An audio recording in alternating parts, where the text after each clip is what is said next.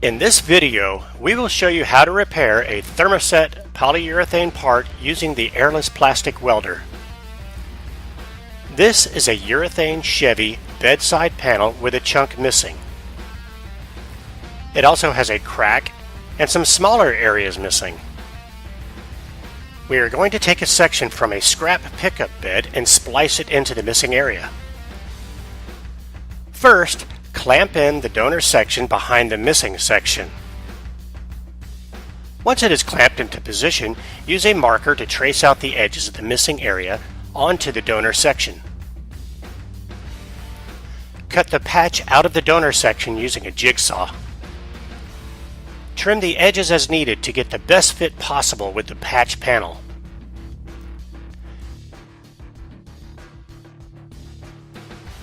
Use aluminum tape to tape the patch panel into position. V-groove about halfway into the urethane with a die grinder. We are using a carbide burr from Polyvance in the air die grinder. The airless welder is used to weld urethane. When welding urethane, it is very important to set the temperature of the welder properly. If it is too hot, the rod will boil and turn watery. Set the welder at the PUR setting so that the rod comes out of the bottom of the welder tip clear and melted, but not smoking and bubbling. Hold the welder slightly off of the surface to avoid overheating the base material.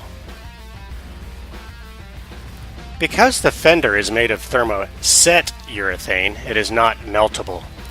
So when we repair urethane with the airless plastic welder, we are not actually welding the plastic. Instead, the repair is more like a braze or a hot melt glue. The urethane welding rod has very good adhesion to the plastic and makes a very strong repair. Fill the V-groove with melted urethane welding rod. Go slowly and press down on the welding rod to force the rod down into the pores of the plastic. If you are doing a long bead like this, you may need to increase the temperature of the heating element to compensate. Maintain a temperature that melts the welding rod completely, but not to the point that the rod turns to a watery liquid. Once the weld cools, peel the tape from the other side. V-groove the backside and prepare to weld it. Melt the welding rod into the V-groove again on the backside. Notice that we are reinforcing the edges by grinding a V-groove along the edge and welding there too. Apply more welding rod on the backside as needed to reinforce. Once the weld is completely cool, grind the weld slightly flush with a 50 grit Rolock disc.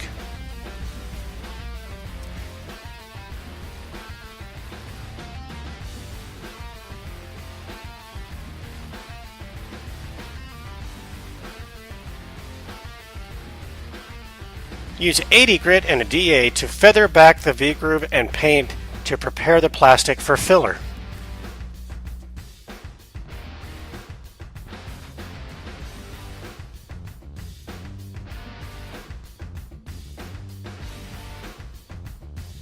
Mix the 2000 Flex Filler Epoxy in a 1:1 ratio. Mix completely until it turns a uniform gray color. Wipe the flex filler over the welded area. Do not use polyester glazes over urethane, as they do not have the necessary flexibility. Sand the flex filler with 80 grit and a DA sander.